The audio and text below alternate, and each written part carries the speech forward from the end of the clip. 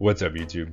Today we'll be looking at the Willpower Cup once again, and the team we're going to look at today is Sableye, Primeape, and Lucario. Now the main focus of today's video is Lucario because Lucario has the recommended moveset of Force Palm in this meta, and I just didn't really understand it. When I simmed it with Bullet Punch, it looked a hell of a lot better, and you can see that right away here on the right side. Bullet Punch with Thunder Punch as opposed to Force Palm with Aura Sphere, it picks up 5 more wins and drops 5 losses, which is absolutely massive. Its average is only slightly higher, but still, I mean, this Pokemon with Bullet Punch looks to be a super strong core breaker. It beats the fairies, it beats the dark flyers, and its fast move is no longer resistant into Claydol. So having that coverage is really nice. I would recommend opting for Shadow Ball over Close Combat. You're going to see I ran Close Combat in this video, and that's purely because I'm out of TMs. But without further ado, let's hop into some battles. Alright, into the first match. We've got Sableye into Greninja, so this is a tough lead. Gonna have to get out of this one.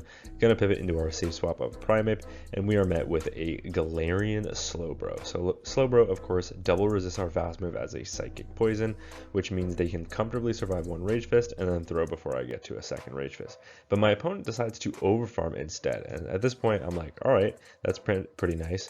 But they overfarm even more, end up CMP tying with my next Rage Fist, and this Rage Fist will either pick up the knockout or grab the second shield, and now we've grabbed 2 shields in this matchup. Yes, they have loads of energy, but that is okay. They fully undercharge that, so they get 1 extra poison jab through, but that's okay. In comes the Sableye. Sableye can take a neutral Scald here, and then I will pivot into my Lucario, so that I can get a little bit of head on energy, but back in comes the Greninja. Greninja, of course, will be able to outpace because they had a little bit of residual energy. Hydro Cannon does grab the first shield from me, but now I can go for the Thunder Punch. This is super effective damage, and on glassy Pokemon, it picks up the knockout on the Greninja. Now it's just about what that Pokemon is in the back. If they come back with their Slowbro, they're going to get just fully farmed down. So in the back is a Murkrow, and Murkrow actually losing CMP in this matchup to the Lucario. Lucario picks up the knockout with the Thunder Punch. We Bullet Punch, farm down the Slowbro, and we are able to take a Game 1 win. Okay, mirror lead in the next match is that we've got a Purified Sableye into a Shadow Sableye. So in the Shadow versus non-Shadow matchup, I usually like to just go straight foul play because this will do a very solid chip to the opponent and allows me to potentially look for a full Shadow Claw farm down if they full send a Dazzling Gleam or Power Gem. They end up full sending a Dazzling Gleam, and I will look for the full farm down. The opponent doesn't want to try and get to another move because they actually wouldn't. I end up chipping with the Power Gem before I get into my Primeape. Primeape, of course, cannot take even a neutral Aura Wheel, but I will just let this go because at this point I'm already down shields. My opponent, I didn't want to give them 2 shields, especially now that we've pretty much erased the Morpeko, and the Sableye is very low, so at this point I can come in with the Lucario, get the Bullet Punch farm down, but in the back is a Claydol, but this is an extra sensory Claydol. I have no idea what they're targeting. I think at the time of recording I was nearly 2400 elo, which is pretty close to leaderboards at the time of recording, so that is one of the most insane things I've ever seen. They end up baiting with a double resisted Rock Tomb. They end up going for a catch as well. I watch for the catch. At this point I will full send the Close Combat because I know that it's resisted. This is the hardest hitting move I've got left. We end up grabbing a shield. Now I can just commit the shield on my Sableye, connect with a foul play, and then this game will be over. They will go for a final Rock Tomb. I'm going to shield that up. The opponent resigns the match, and we are able to take that win. Very strange play from my opponent with the extra sensory there. But into the next match, same leads. We've got Purified Sableye into the Shadow Sableye. Gonna go for the foul play right away, and let's see what my opponent wants to do. Do they want to commit the shield, or will they let this go? They end up letting it go as well, which is perfect because now I can shield this up, look for the full Shadow Claw farm down. The opponent full sends a Dazzling Gleam once again, but this one ends up just completely going down, completely sacrificing the Sableye, letting me leave with so much energy. And at this point, I'm just going to stay in this matchup because even though Pawniard is pretty bad for me here on the Sableye, I can get to another charge move unless they throw, and then I can just align my Primeape where I want it. Shields are even at this point. They have, of course, a little bit of residual energy, but it does not matter because everything is completely walled here. X Scissor and Night Slash are both resisted, so I will let this go. Night Slash does connect, but in the back is Annihilate. And Annihilape's actually pretty tricky for my back two Pokemon. Fortunately, we have grabbed one shield in this matchup, so all I'm going to do is go for the Rage Fist. The opponent knows they can live that, so they will let that go, but as soon as they let that go, I know because I'm on Bullet Punch, that because my fast move is neutral, I can actually look for the full farm down, come out with a close combat loaded. This is double super effective damage. The opponent will have to respect this, and they do. They do end up getting the Fury Cutter farm down. Back in comes the Primeape. Primeape gets the Karate Chop farm down, and we are able to take that win. Into the next match, Claydol on the lead. Finally, a Pokemon we would like to see on the lead. The opponent safe switches into a Pawniard, only to be met with the Primeape. Primeape can tank 2 resisted Night Slashes here, which is really nice, unless of course the opponent gets the boost. So they get the 2x attack boost. I will end up throwing my Rage Fist in order to pick up the knockout here, because I don't want to connect. I don't want my opponent to grab a shield. Back in comes the Claydol, but Claydol now will be hit with a boosted Rage Fist, and this will do some very solid chip to the Claydol. Can I get to another one? I can. That is absolutely massive. This will threaten the knockout unless my opponent wants to commit a shield. What do? They do end up committing the shield. I will let my Primeape go down there, and now I can align with my Sableye. I will end up committing a shield here because my opponent has already committed a shield as well. It is the Rock Tomb, but in the back is a Mandibuzz. Mandibuzz will be met with the Lucario. Lucario making it to the Thunder Punch. I end up throwing on alignment there, which is pretty unfortunate, expecting my opponent to throw as soon as they get there, but they do not. At this point, they do have enough for an Aerial Ace, so I will respect it. That's still neutral damage. They end up going for the Foul Play. Bit of a strange play because that is resisted, but I am able to outpace, make it to the Thunder Punch. I don't want to give that Claydol too much farm, so I end up undercharging there, letting my opponent pick up the knockout with the Aerial Ace here. And then I will pivot into my Sableye. Back in comes the Claydol. Claydol will be outpaced. I make it to the Foul Play before they're able to get to a second charge move. But even though they commit the shield, it does not matter. I'll be able to outpace. But somehow Sableye loses CMP to the Claydol. Never seen that before. My charge move doesn't even go through. I lag a turn. Don't even see their Mud Slap go through. But fortunately, because I didn't throw my energy, I come out with a Power Gem loaded, and we still are able to take that game. But very, very strange. The game is acting up in that end game. Same exact leads again, Sableye into Sableye, but this one is a non-shadow. So that means they can survive Foul Play a lot more comfortably. I will farm up like I have the Dazzling Gleam, and I will look to bait here with the Foul Play. Foul Play ends up grabbing a shield from my opponent, so I will do the exact same. Knowing that I win CMP, I will just match shields here. The opponent ends up going for a Foul Play bait of their own. Once again, farming up to the Dazzling Gleam, going for the Foul Play bait, but this time my opponent catches on to a Drapeon. But Drapeon now will be hit with the Lucario. It is the Ice Fang Drapeon, which means they're slower to the charge moves. I know I can live one Aqua Tail here from the Shadow Drapeon. It will still hurt. It puts us into the red health range, but because their fast move is resisted, we get the full farm down. We come out with a charge move loaded. I'm only going to get one charge move here, so I may as well full send the close combat. This will also lower my defense, which means that one Shadow Claw will be enough to pick up the knockout. And now that I've grabbed that final shield, back in comes the Sableye. I will let this go. I know this is only enough for a Foul Play. Actually, I think they did have enough, but it does not matter because I no-shield it. It does not pick up the knockout. In the back is a Rapidash. Rapidash will be hit with a super effective Rage Fist. The opponent farms up to the back-to-back body slams, but it does not matter because I win CMP in this matchup, I would believe. So I will just click the Rage Fist. They end up full sending a Wild Charge there.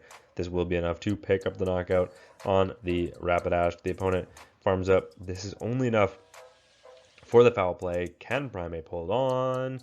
Yes, we can on 1 HP, making it to the Rage Fist. Rage Fist is neutral damage. It picks up the knockout on the Sableye, and we are able to take that win. And that was a 5-0 set right there. Okay, another good lead. We've got Sableye into Claydol. This opponent's going to throw one Mud Slap before pivoting into their Mandibuzz. Mandibuzz will be hit with the Lucario. I didn't want to throw an alignment this time, so I ended up over farming. Do I commit the shield here? No, I'm going to let this go. And that is risky because now the opponent can make a play for switch because their fast move is neutral. I will be able to make it to Thunder Punch number 1. Thunder Punch number 1 ends up grabbing a shield from my opponent, so they are looking to flip switch here. They can survive one Thunder Punch here, but are they willing to commit the double shield? No, they are not. They will let that go. They get the full Air Slash farm down, which is really unfortunate. I will end up coming in with my Sableye here. I know I can tank charge moves a little bit better. And so Dark Pulse connects, and as soon as that connects, back in, or in comes the Primeape just to get an energy lead. Primeape able to outpace, make it to the Rage Fist before my opponent makes it to charge move number 1.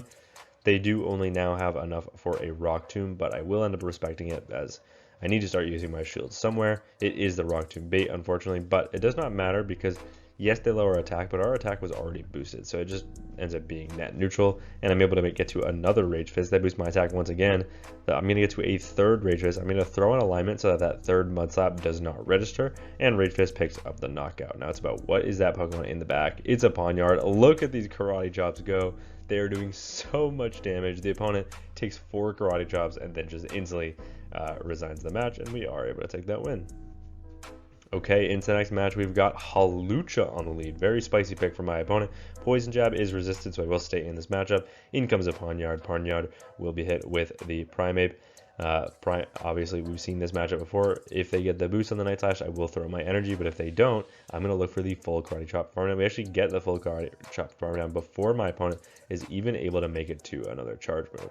I am able to go for the super effective Ice Punch. Once that connects, they're in Rage Fist range, so I will just now look to connect with the Rage Fist, boosting my attack and potentially grabbing a shield. No, the opponent's going to let that go. In the back is a Sableye. Sableye will be hit with a boosted Rage Fist. Are they willing to commit the shield here without knowing what is that final Pokemon? Yes, they are. Now in comes Lucario. Lucario, of course, a complete wall to energy if they're on Foul Play and Power Gem, so I will let this go, knowing that my Sableye can already win this game because they are so low. They go for the Foul Play.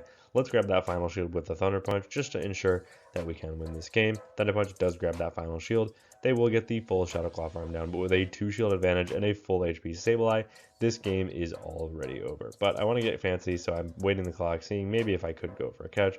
Unfortunately, Twitch timer was not quite up. So at this point, I will just commit the shield on a potential Dazzling Gleam. It is only the Foul Play. Now I can connect with a Foul Play of my own, and Foul Play from this range will pick up the knockout on the Shadow Sableye, and we are able to take that win.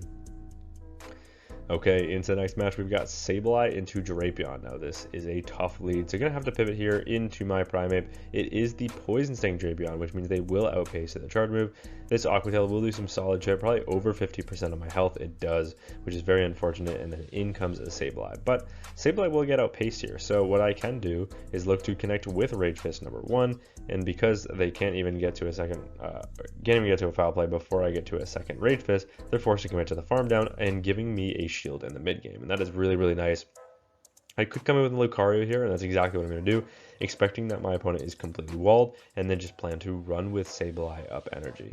They do go for the Foul Play. I will end up committing the shield on the second Foul Play because I don't quite know what is in the back, and Lucario has some great core breaking potential. In the back is a Murkrow, so what I'm going to do here is go for the Thunder Punch, grab that final shield from my opponent, and as soon as I do, back in comes the Sableye. Sableye only has to make it to a Power Gem in order to pick up the knockout here. The opponent farms up 8 pecks, which means they're 2 away from their next Drill Peck, so I will throw 1, go for the Power Gem to pick up the knockout 1 turn before they get to their second charge move, as Murkrow would easily win CMP in this matchup. Power Gem picks up the knockout, in comes the Drapeon. Drapeon will get outpaced here. We make it to the Power Gem. The opponent, of course, will have to watch for a catch here, but I'm going to throw 2 Shadow Claws, go for the catch. We get the catch onto Lucario. That is absolutely massive. Did we get the crunch? Yes, we did. That is absolutely huge. That's resisted damage. They make it to back-to-back charge moves, but this one is only enough for an Aqua Tail, so getting that crunch catch is absolutely huge. We get the Shadow Claw farm down. We get the Shadow Claw farm down on the Sableye, and we are able to take that win. Into the next match, we've got Sableye into Claydol once again. This is a fantastic lead. The opponent's going to save switch into an Ice Fang Drapeon, and Drapeon will be hit with the Lucario. Lucario, as we've seen, can tank an Aqua Tail, but it does not feel very comfortable. At this point, they can look for the full Ice Fang farm down if they commit to it. I tried to go for the CMP tie, hoping that my opponent would end up throwing another charge move, but they do not. They end up committing the shield, flipping switch with Ice Fang Drapeon. Yeah, Lucario, it's good, but it's not amazing.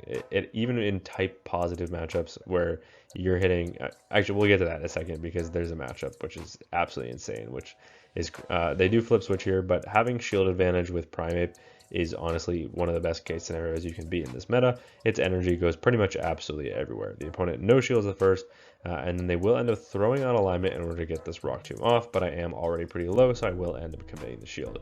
At this point, I will go for the harder hitting Ice Punch, knowing that a Rage Fist from this range would not be enough to pick up the knockout. The opponent lets that go. That puts them in nearly Karate Chop farm down range. In comes Hakamo'o.